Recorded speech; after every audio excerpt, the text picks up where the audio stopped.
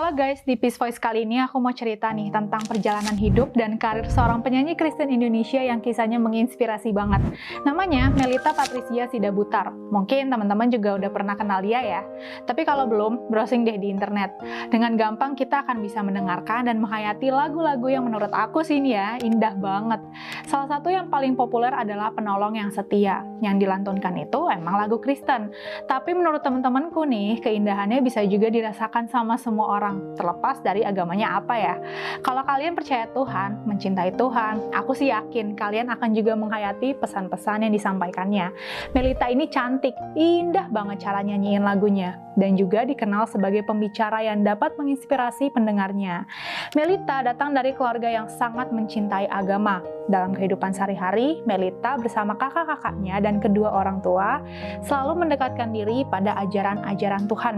Tapi pada saat dia baru aja lulus SMA, sebuah goncangan melanda keluarganya. Ayahnya tertipu miliaran rupiah, sehingga menghancurkan sendi-sendi ekonomi keluarga.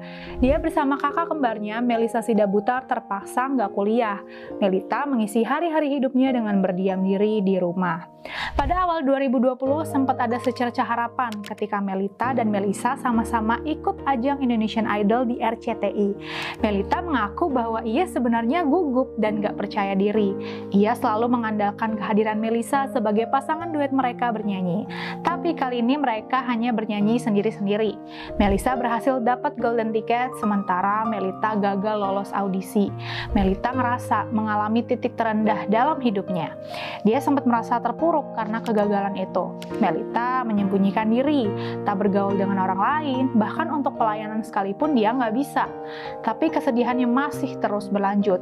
Melisa yang sangat dia sayangi wafat di usia yang masih sangat muda, yaitu 19 tahun, pada 8 Desember 2020. Melita mengaku hidupnya seperti nggak ada tujuan, hilang arah.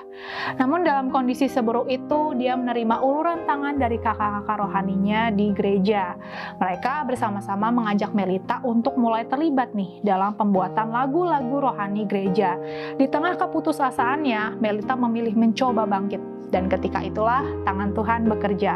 Walau nggak langsung melesat nih, Melita mulai nemuin sebuah jalan yang membahagiakan di sana. Dia merasa harus melawan apa yang dirasakannya dengan percaya diri.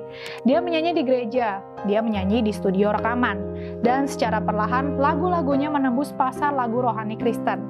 Karir Melita di bidang musik rohani sebenarnya dimulai ketika dia menjadi worship leader alias pemimpin pujian di gereja Tiberias sejak SMP. Tapi di podcast bersama Mary Riana, dia sebenarnya ngaku nggak pengen jadi penyanyi.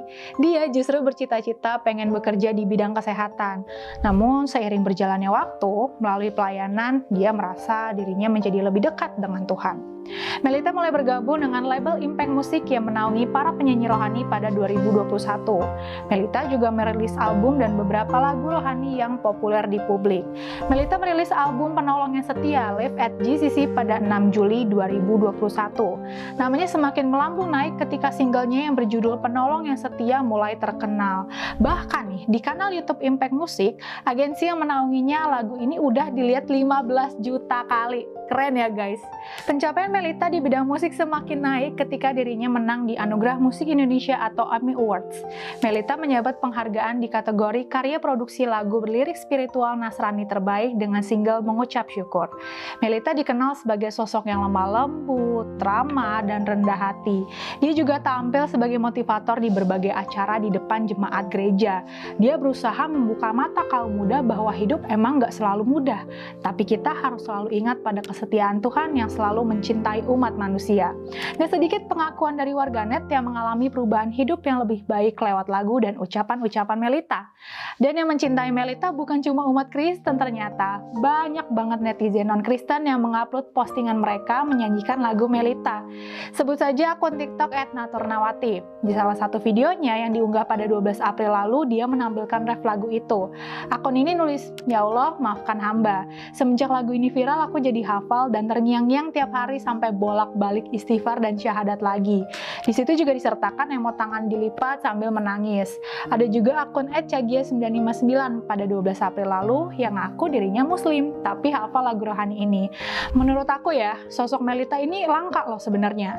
Dalam beberapa rekaman penampilannya, dia terlihat nggak sehat. Dia kadang muncul dengan duduk di kursi roda, namun dia benar-benar mengabdikan dirinya untuk melayani Tuhan. Gak semua anak muda seusianya dengan hati setulus itu pasti mau menyenangkan Tuhan. Melita menggugurkan stereotip bahwa kebanyakan anak muda kota hanya ingin bersenang-senang. Bahkan akhir-akhir ini kita mendengar sebagian anak muda memutuskan untuk gak percaya agama alias agnostik. Melita sebaliknya memilih menapaki jalan Tuhan.